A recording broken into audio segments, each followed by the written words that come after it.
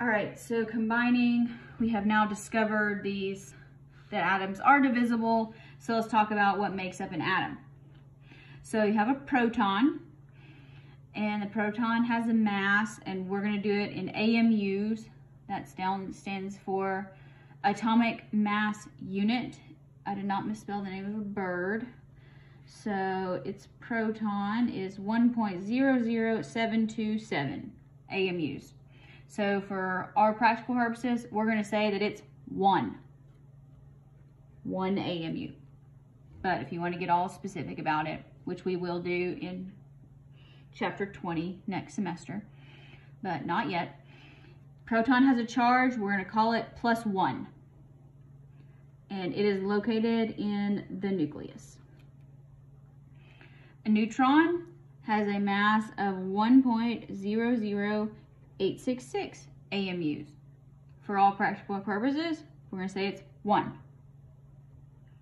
A neutron is neutral, so it has 0 charge. This is not the letter O, this is a 0. It is also located in the nucleus. And then you have an electron, which is 0.00055 AMUs.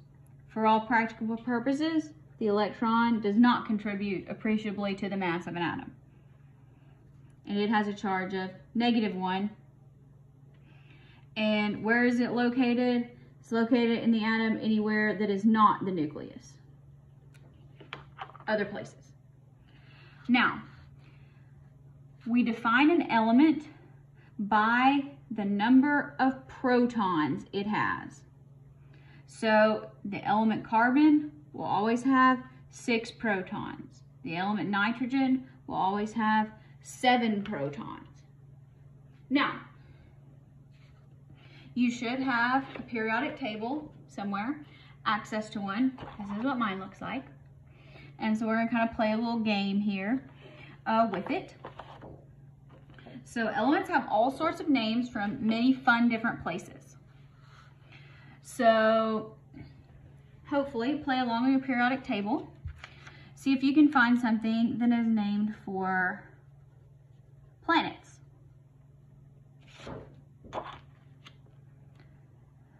So you could say Mercury. Mercury is a planet. You could say uranium. You could say Neptunium. You could say plutonium. All of those, names of planets. They can be named for characters in mythology. Here, see if you can find something that might be mythology. How about thorium, titanium, where is it on here? Promethium. Examples of mythology. Colors. How about colors? Easy ones here, silver and gold. Cobalt possibly. Can go with that. All right. Minerals. Minerals. Iron, zinc, those are good minerals. Sodium. All right, how about locations? So these would be places. What can you find? Francium, Americium, that's a good one. Californium,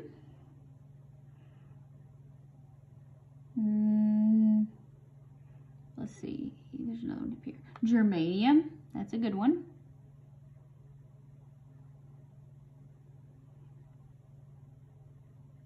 All right, maybe find some more. And they can also be named for people. You can find something that might be named after people.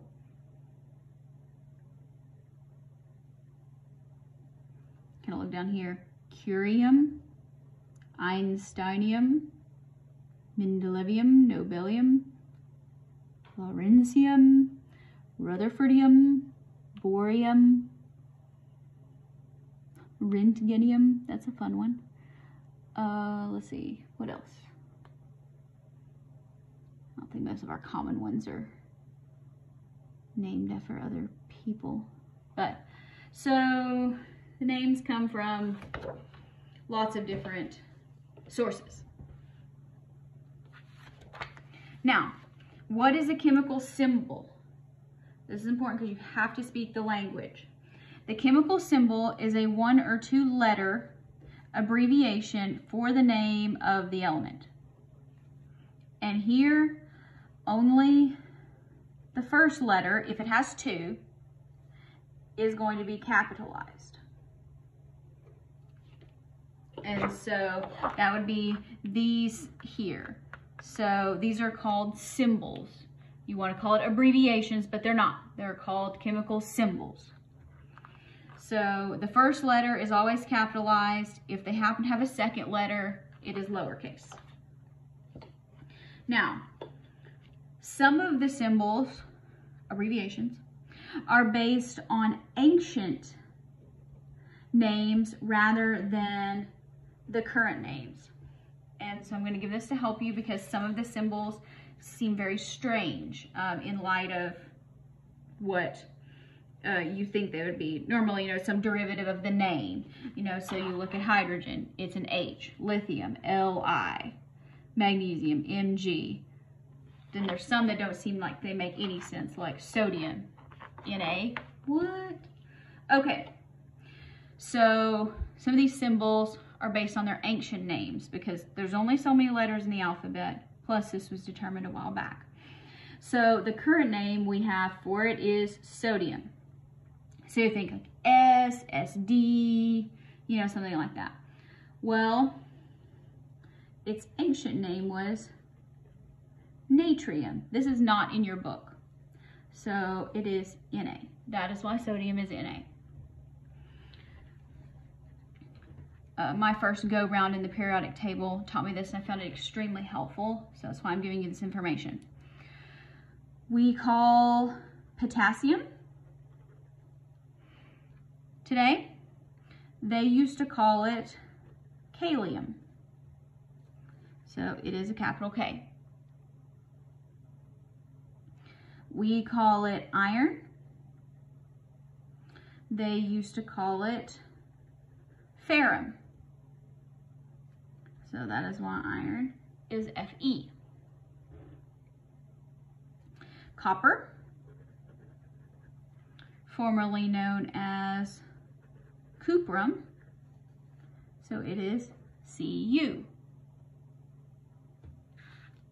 Silver, this is a fun one, used to be argentum, so that's why silver is Ag. We call it tin,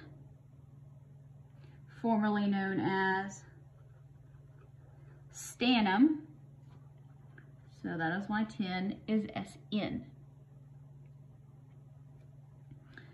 We call it antimony, formerly known as stibium. These are all Latin, if you haven't figured that out. So that is Sb. We today call it tungsten, formerly known as wolfram, so it's a capital W. Today we call it gold, formerly known as aurum, so that is why gold is Au. Today we call it mercury. This is my absolute favorite one. Formerly known as hydrogyrum. So that's why it is Hg. Today we call it lead, formerly known as plumbum, Pb. So hopefully that might make a little bit more sense for some of these, helping you learn those. So these are symbols. These would be the large letters on the periodic table. Next, let's talk about atomic number. If you're looking at the periodic table, that's going to be the large whole number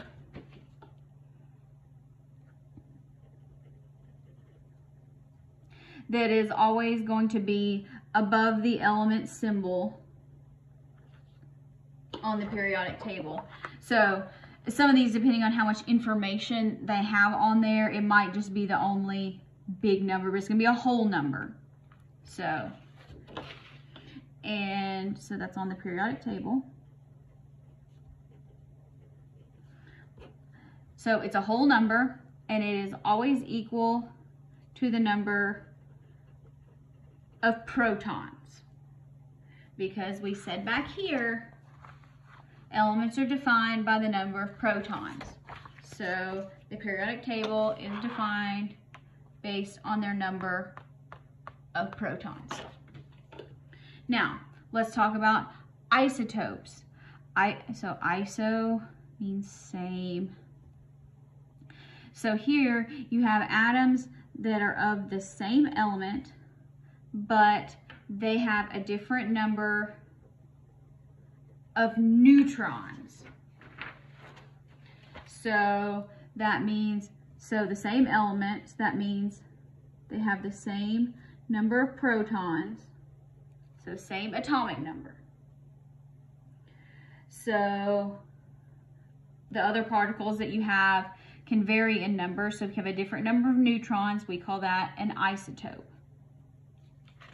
So one of the ways that you'll see this notation is the AXZ format. This is in the book. So you have X, this is your chemical symbol, and that's going to be from the periodic table. Then you have your atomic number, which is Z, so that's going to be your number of protons. And then this is going to be your mass number. So it'll be mass number.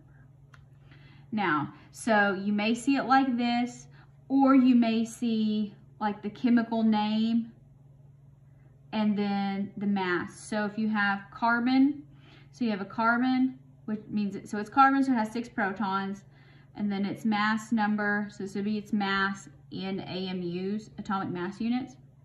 So that would be 14 atomic mass units. So, or so you call it carbon 14, because carbon, we know it's carbon, it has 6 protons. So now let's look at this. All neon atoms contain 10 protons because that's what makes them neon. But they contain 10, 11, or 12 neutrons. All 3 of them exist, but they have a slightly different mass. So we call that, they have different mass numbers. The mass number is where you get the number of protons, which in this case is the same, because it's all 10, because they're all neon. And then you add the number of neutrons. So for neon, it's neon, so it has 10 protons. If it has 10 neutrons, it is a mass number of 20. So you would write it as neon, 10, 20 on top, or you can say neon or a symbol 20, because saying neon means it has 10 protons, and you're referencing that. Now, your mass number should be a whole number. So don't be giving me mass numbers that say 11.48. So don't be giving me 35.45. That's not a mass number. That's different. All right. So here let's talk about the atomic number, the mass number, and the symbol of a chlorine isotope, and it has 18 neutrons. So let's look on our periodic table and let's find chlorine. So chlorine is here. So it's Cl. So symbol is Cl. What's the atomic number for chlorine? The big whole number, 17. And this has 18 neutrons, so our mass number, number of protons plus number of neutrons, equals our mass number. So our notation, 35, mass number goes on top, atomic number goes on bottom, and you always want to do this to where you could be able to just put in a little subtraction sign and get the number of neutrons. That's how you know which one goes on top and bottom. So let's talk about protons, neutrons, and electrons in chromium 52. Okay, so how many protons are there? So what's chromium? 24 protons. How many electrons are there? Now, we haven't really talked about that yet, but just think about it. Unless they tell you differently, atoms are neutral. Atoms should be neutral, so that means the number of protons, because that's a positive charge, should equal the number of electrons. So it adds up to be 0. So you have 24 protons, you should have 24 electrons. Now, how many neutrons are there? Well, let's just subtract. 12, 4, 8, 28. And then 28 neutrons.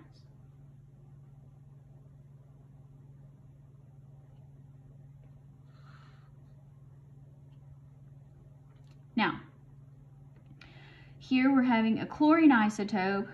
It has a mass number of 37. This wants to know how many neutrons it has. So remember, neutrons equals mass number minus number of protons. So mass number is 37. How many protons are in chlorine?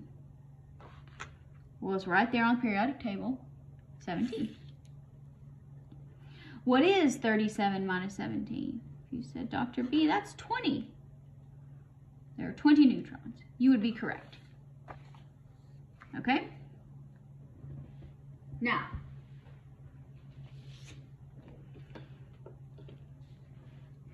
here we have this symbol. 22 is going to be the mass number, and it's equal to protons plus neutrons. Correct? 10 here is the atomic number, and it's equal to the number of protons. Now, so we said if they have a different number of neutrons, we call them isotopes. If they have a different number of electrons, we call them ions. Now, depending on whether we're gaining or losing electrons, we call them something different. So, cation, or if you prefer cation, if you learned it that way, I do not, I say cation. Those are positive. You remember that because when you write it, you have to make a T, and a T looks like a plus sign. If the ion is negative, it is called an anion, and you remember that because you have to write the first N, and it is, N stands for negative. So a cation or cation is positive because the T looks like a plus. Anions are negative because you write a negative. So ions are formed where you lose or gain electrons. All right, now this is going to seem, if you haven't done this before, it's going to seem backwards. Okay, so in order to determine